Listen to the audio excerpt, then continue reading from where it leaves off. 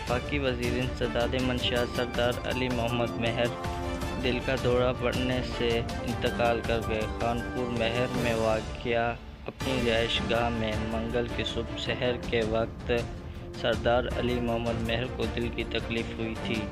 वज़ीर-ए-आज़म इमरान खान ने वफाकी वज़ीर अली मोहम्मद मेहर के इंतकाल पर गहरे दुख और अफसोस का इजहार किया। उन्होंने गमज़दा ख़ानदान से इज़हार हमदर्दी की और मरहूम अली मोहम्मद मेहर के इसाले सवाब और बुलंद दर्जात के लिए दुआ की। सरदार अली मोहम्मद मेहर 2002 से 2004 तक सिंध के वज़ीर आला भी रह चुके हैं। 2018 के इंतखाबात में एन 205 से आज़ाद उम्मीदवार की हैसियत से कामयाब हुए और बाद अज़ तहरीक इंसाफ में शमूलियत इख्तियार कर ली। Press the bell icon on the YouTube app and never miss another update.